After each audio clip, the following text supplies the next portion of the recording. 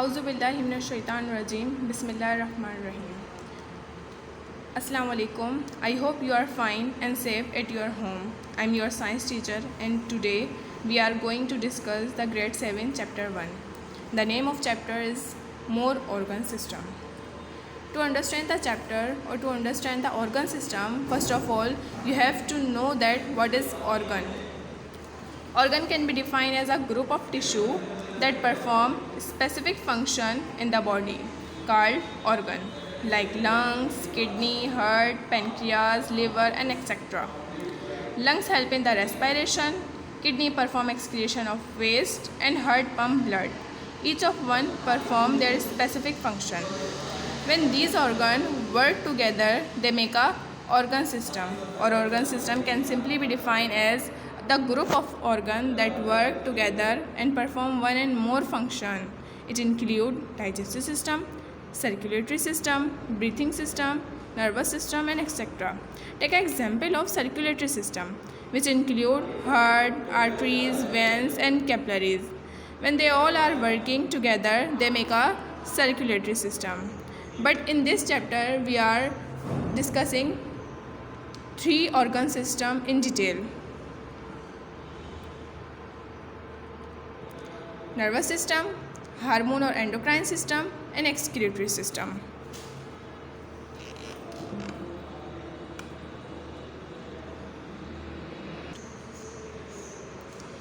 Nervous system. Nervous system is made up of brain, spinal cord and nerves. When they all are work together, they make the nervous system. Nervous system is also called the communication system because it communicates the internal system of your body. Not internal system, but it also communicates the body from the external environment.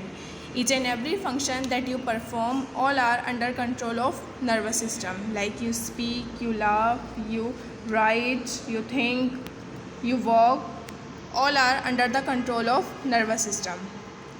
The basic unit of the nervous system is the nerve cell or neuron.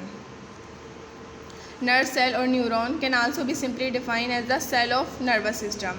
As you know that every organism or every living thing is start from the cell, so this system is also start from the cell, and the name of this cell is called the nerve cell or neuron. These cells are very long and thin, sometimes a meter long. Can also be said that the longest cell of the body. These cells carry the messages.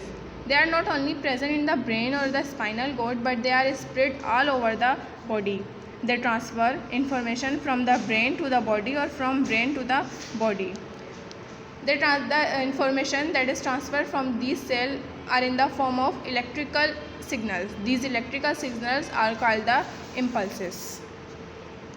Here is a diagram through which you can easily understand the structure and the function of the nerve cell and the neuron. These are the dendrites. These thread-like structure are the dendrites through which the information is received and transferred to the cell body or the nucleus. From here, the information is transferred to the middle part. This middle part is called the axon. The information are in the form of the electrical signal, and these electrical signal are called the impulses. Now information come into this last part, and this part is called the axon terminal. From this axon terminal, the information is transferred to another neuron or another nerve cell, or can be transferred to gland or muscle. This nerve cell is protected by the sheath, and this sheath is called the myelin sheath. There are 2 types of nerve cell or neuron: sensory nerve cell or motor nerve cell. Sensory nerve cell carry the messages from the sense receptor to nervous system. For example, when anyone touch your hand, or you smell a fragrance, they immediately transfer the message to your brain that someone touches you or there is a smell of the fragrance. Now the motor nerve cells,